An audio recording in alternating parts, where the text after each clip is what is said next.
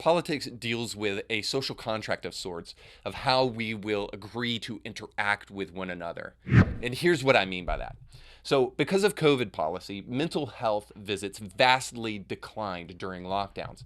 According to the NIH, the first months after lockdowns from February to March, follow-up visits for mental health declined 30% from the previous year, and those numbers continued to increase into the pandemic.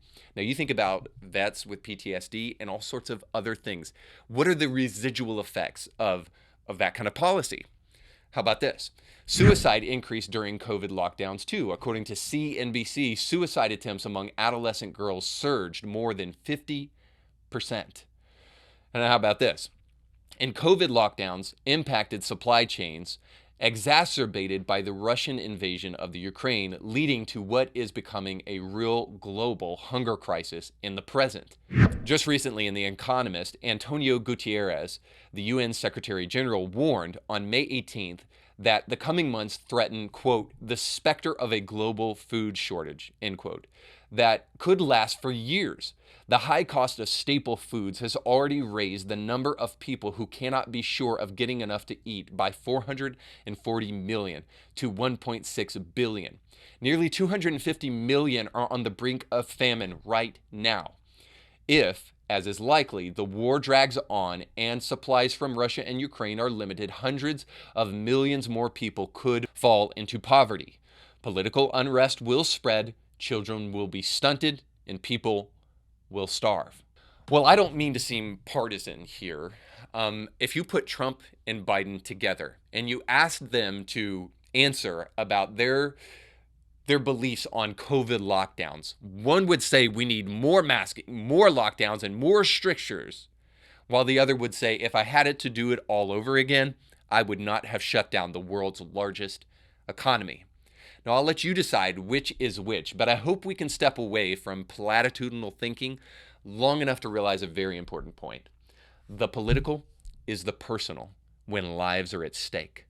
That politics, really at its finest, it's not about mudslinging, and it's not about red versus blue, and it's not about Pelosi versus McConnell or anything like that.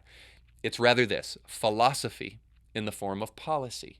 It's what we believe working through our institutions. And if we're going to be honest, one party mirrors the moral demands of Christianity way more than the other. In sum, love is worth fighting for, and it's worth winning for because there's collateral damage. And by the way, just so you know, the first thing you'll want to do on the other side of losing is get on your knees and beg God for forgiveness for allowing the government that we presently have turn into totalitarianism and tyranny. And I'm not trying to exaggerate here. This is the story of the 20th century. That if we don't value democracy, we don't value justice, we don't value righteousness, and we're not willing to stand up for what is right, ultimately what will be followed by the corruption of government is the shedding of blood. And in that moment, for the sake of our kids, for the sake of our nation, and for the sake of ourselves, we'll cry out to God for forgiveness for neglecting the great gift and the opportunity to stand for that gift that we had in a democracy. But we don't have to go that route. We could fight, and we could win on the issues that matter most. And yes, that means you're going to have to think for yourself about what those issues may be and how to parse those things. You're probably not going to get that from Stanley's book, but you can do it for yourself. And then once you do it, get off the sidelines and change the world for the better. Stanley's a good guy, I'm sure, but a more reliable source, Brian Stelter, would be the Apostle Paul, who said this, "Do you not know that in a race all the runners run, but only one receives the prize? So run that you may win it." So in a world of prolific lies, it's important to have a people willing to push back, willing to pay the social cost of doing what is right.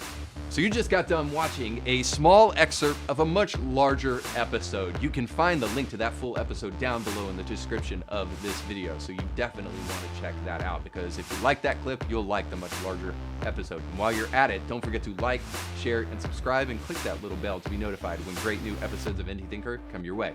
Thanks for watching.